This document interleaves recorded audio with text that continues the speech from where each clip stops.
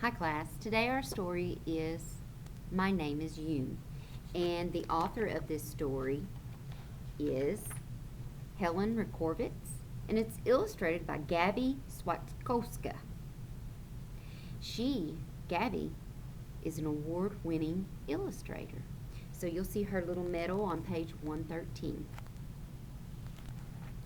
In this story, whenever you see all capital letters, the word spelled out, the author intends for you to read it as to spell the word. Let me show you. My name is Yoon. I came here from Korea, a country far away.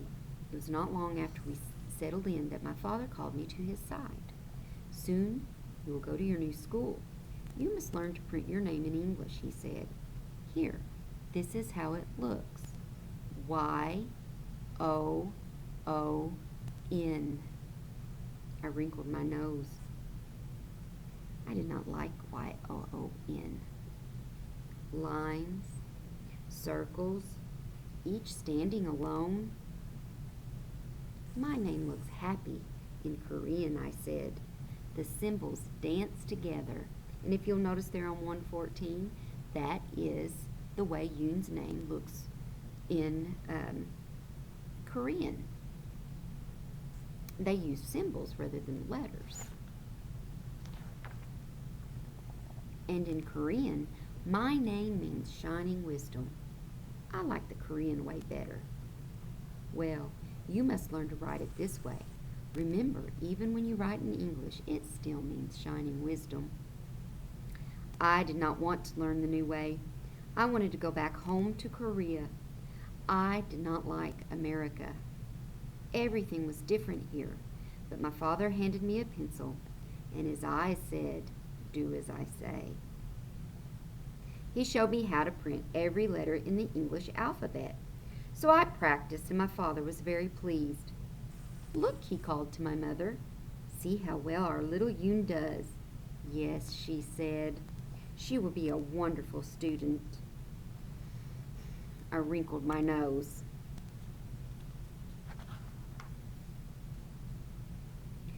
My first day at school, I sat quietly at my desk while the teacher talked about C-A-T. She wrote C-A-T on the chalkboard. She read a story about C-A-T. I did not know what her words meant, but I knew what the picture said. She sang a song about C-A-T. It was a pretty song, and I tried to sing the words too. Later, she gave me a paper with my name on it. "Name Yoon," she said, and she pointed to the empty lines underneath. I did not want to write Y-O-O-N. I wrote C-A-T instead. I wrote C-A-T on every line. I wanted to be C-A-T. I wanted to hide in a corner. My mother would find me and cuddle up close to me. I would close my eyes and moo quietly. Moo. Maybe that's more like the way it would sound. Moo. The teacher looked at my paper. She shook her head and frowned. "So, you are a C-A-T?" she asked. The ponytail girl sitting behind me giggled. After school, I said to my father, "We should go back to Korea. It is better there." "Do not talk like that," he said. "America is your home now." I sat by the window and watched the little robin hop, hop, hop in the yard. He is all alone too, I thought. He has no friends. No one likes him. Then I had a very good idea. If I draw a picture for the teacher, then maybe she will like me. Boys and girls, stop right there. You don't ever have to wonder if Miss Pegram likes you. I love you, okay? All day, every day. It was the best bird I'd ever drawn. "Look, Father," I said proudly. "Oh, this makes me happy," he said. "Now do this." and he showed me how to print B-I-R-D under the picture. The next day at school, the teacher handed me another Y-O-O-N paper to print, but I did not want to print Y-O-O-N. I wrote B-I-R-D instead. I wrote B-I-R-D on every line.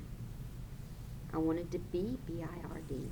I wanted to fly back to Korea. I would fly to my nest and I would tuck my head under my little brown wing. The teacher looked at my paper.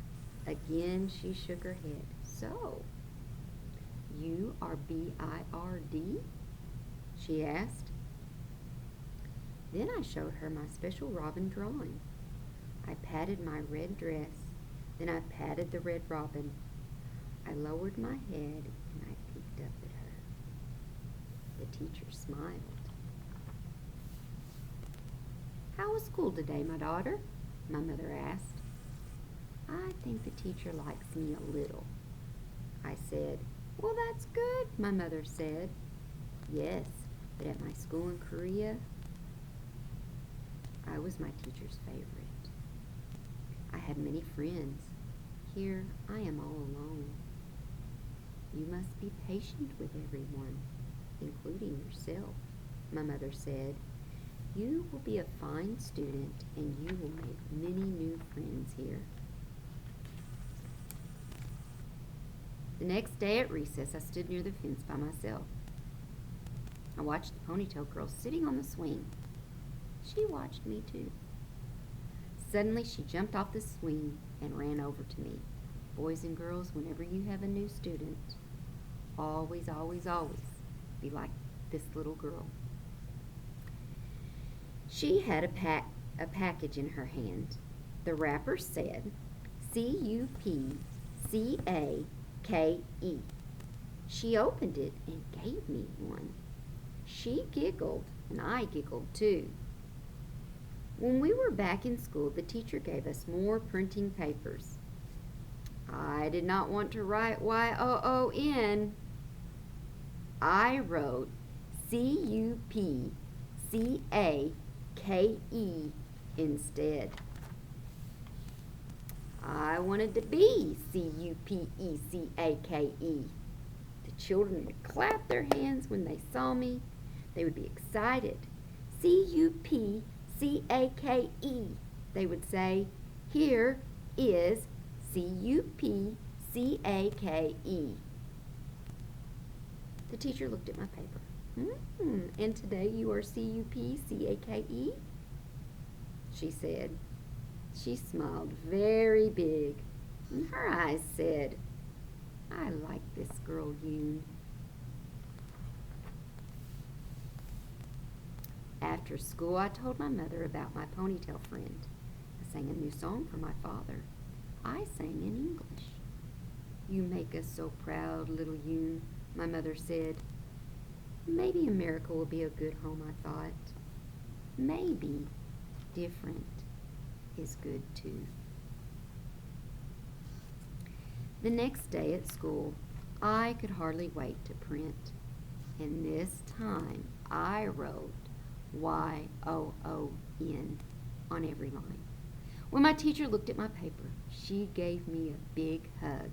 Ah, you are Y-O-O-N. She said, yes, I am Y-O-O-N. I write my name in English now. It still means shining wisdom. Wasn't that a sweet story?